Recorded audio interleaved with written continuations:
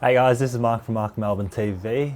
In this video, I want to have a chat to you guys and talk about how businesses are going to react to life after COVID. So I think a lot of businesses right now, obviously dealing with the crisis, they're looking at rightfully what they can do to work with the situation that's in front of them at the moment. But if you're in an industry where, for example, like myself, if you're in an office job, then chances are we're going to be returning back to these offices at some point.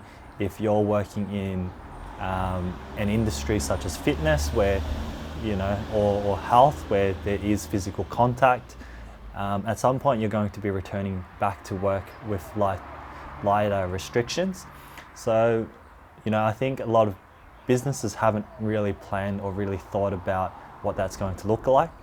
I think it's going to drastically look different.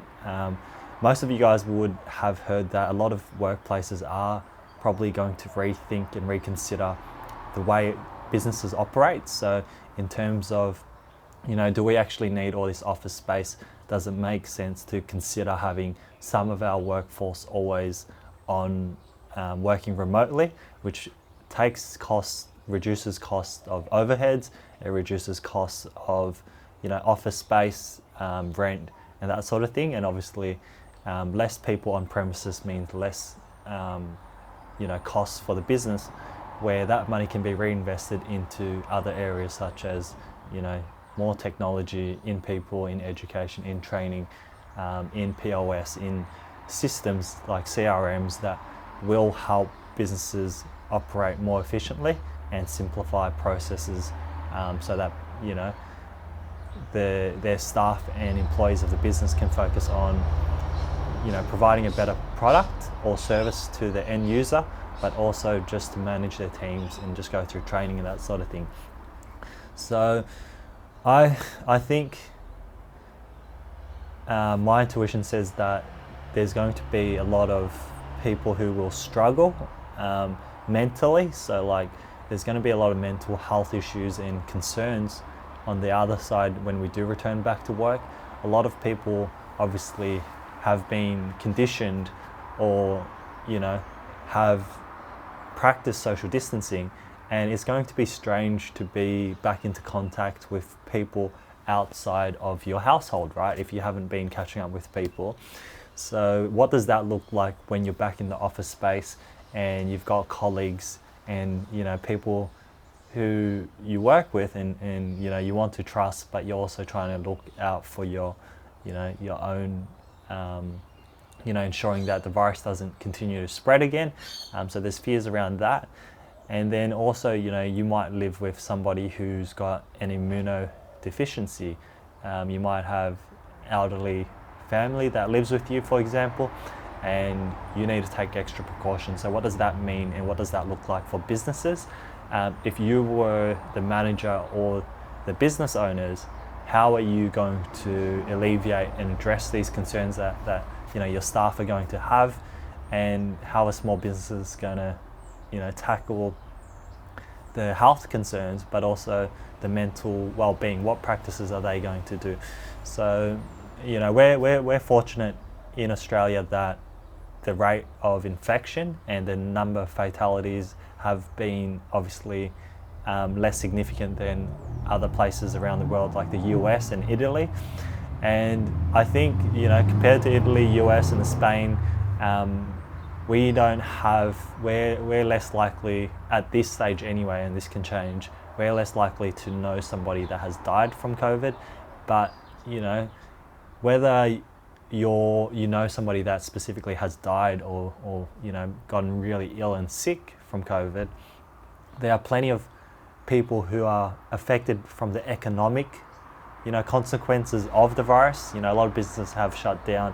People are getting word from their employers that there's going to be fewer hours, there's going to be no positions available for within where they're working. There's going to be fewer pay rises, if any at all, and people are actually getting told that their salary is going to be deducted by 10%, 20%, 25%, or they're being asked to work 4 days a week, or even furloughs, right? So people asked to take 1 day off every fortnight, or that sort of thing, which will then help the business be placed to be able to survive over the long term and coming out of the virus. So this is a really important time for businesses to really, I guess, knuckle down and hustle. Like, if your business was a 9 to 5 before, make no mistake, these businesses are going to be working weekends. There's not going to be weekends in order to survive, right? So they need to spend all this additional time they have to look at how they can remodel and de-risk their business, whether it means looking at online avenues, e-commerce, or having a different revenue stream from your business that won't be affected next time something like this happens. So that's sort of my thoughts on small businesses and how they're going to deal with life after COVID, even in our personal lives.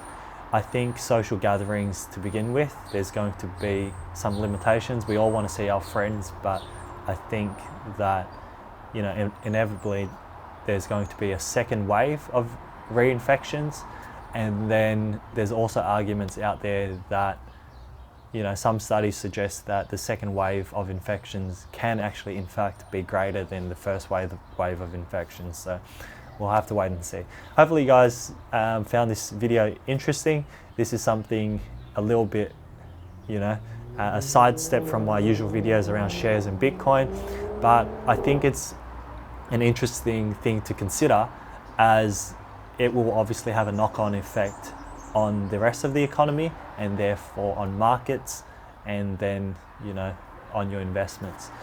One thing off topic that I've noticed over the last 4 weeks and 8 weeks, when there's global events like the virus, when we see huge unemployment numbers out of the US and stock prices still go up, it's really important to know that shares or share price is a future indicator of what a company is potentially going to earn, and it's a future or leading it's a future indicator of what business is potentially worth in the future. And it doesn't necessarily, shares don't correlate with what's happening in the economy, so it's important to not make those assumptions, but prices can be speculated based on what is going to happen. So for example, if there's announcement of a vaccine that has testing and has been successful, and it's going to be produced readily and be readily accessible, that can, for example, affect the price of shares and companies. Anyway guys, hope you guys enjoyed that. Leave your thoughts in the comments, and I'll catch you guys on the next video. Peace.